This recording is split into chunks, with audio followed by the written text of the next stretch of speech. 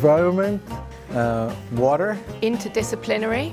A new topic in history. Perspectives for the future. Scientific, very useful.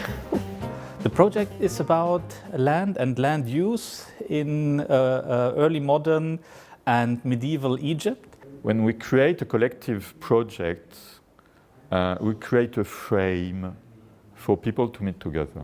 Probably the most important opportunity that the EGYLandscape project has created was the ability to gather together scholars from many different ideas and backgrounds and universities around the world and really give a forum and a space for these scholars to collaborate and discuss their research and their ideas. We discovered many new ideas, many new issues, which is very important.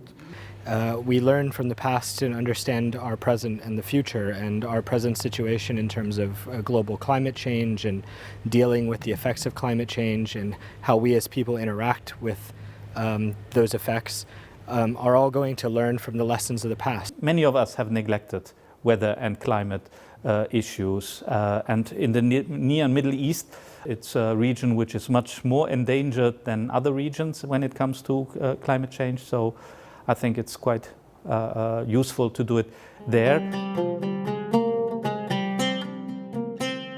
I have been studying the fauna of Egypt. In the beginning I thought I will study all the fauna, and then I realized that I can do that, at least during the period of the project, so I focused my work on the birds of Egypt during the medieval times.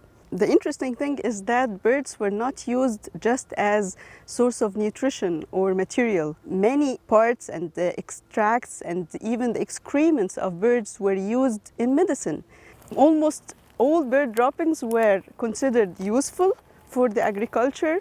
On top of the list was the droppings of pigeons, which was widely used and mentioned in so many details in agriculture books. They told us that it was used not only to ameliorate the soil, but also to treat some of the plant and tree diseases, and even to accelerate the production of some of the trees. That field of research can open the gate for future researches on the fauna of Egypt during medieval time, and it also can open the gate to more research about environmental history, which is understudied in Egypt till now. The literary sources of people in the Middle East in the Middle Ages and early modern period are almost always written by people who live in cities.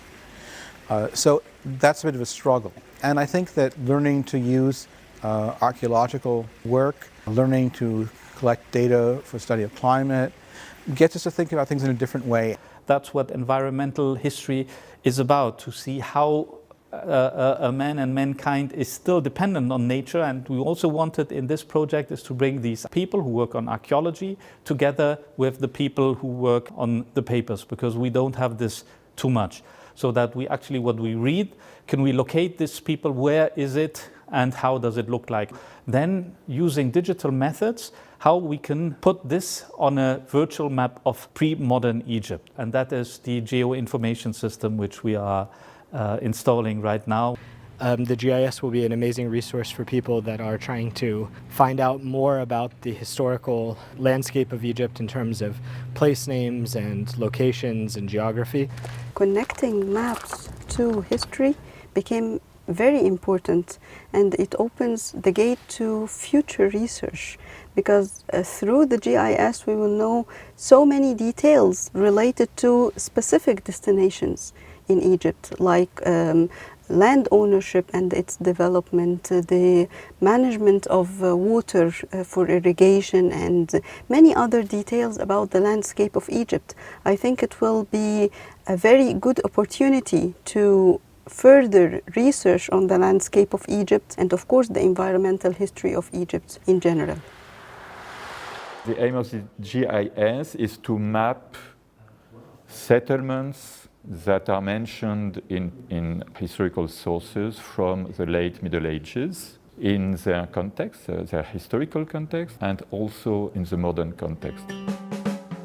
WebGIS are tools for anyone. It will be in English, but also in Arabic. Queries will be possible to be made in English and in Arabic. The names will appear in English and in Arabic, because our primary sources are in Arabic anyway. And I think it will be used by scholars, but also by everyone who would like to discover the historical maps of Egypt. Everyone will be fascinated, I think. Well, I think if you think about a practical application for the GIS and you look at what Dr. Heba has done with birds in Mamluk, Egypt, you could really have a layer of the map where we map locations of bird in a certain region of Egypt. That would be able to be visualized then on the map.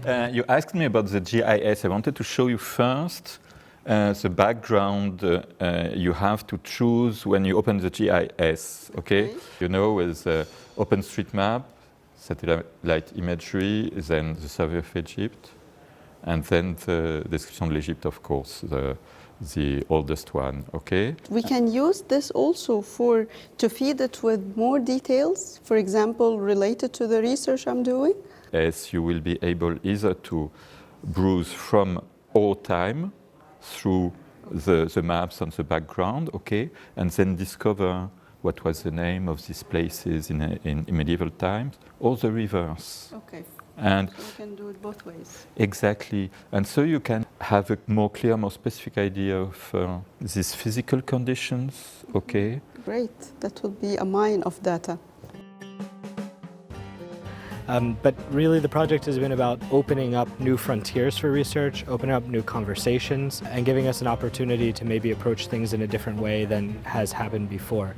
Many scholars participated from different parts of the world, so from America, from Egypt.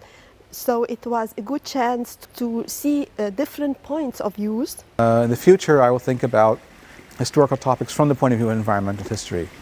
Take advantage of some of the things that I'm learning here to sort of reconceptualize some of the historical topics, where really I focused primarily on people in urban environments and think much more about climate and the interaction between humans, animals, and the natural world. We will keep in touch because we are all working on different topics, but which are all related. For me, it was a very good experience to look at the history of Egypt from many different perspectives. All of us, I think, improved different ideas about the continuity of this project in different angles. Giving geospatial resources could really transform the field and also make it accessible to a wide range of researchers that do not know Arabic. It would be fantastic. Learning new things and getting a much deeper understanding of processes which were much more interesting than I previously thought. Over the last 3 years, we've created a really important network of people who are thinking about these questions. We've made some really good friends, and we've laid the foundations for taking this work forward in really exciting ways. Yeah, I think it's the perspectives, you know, to discover new little things is very tempting, at least for me.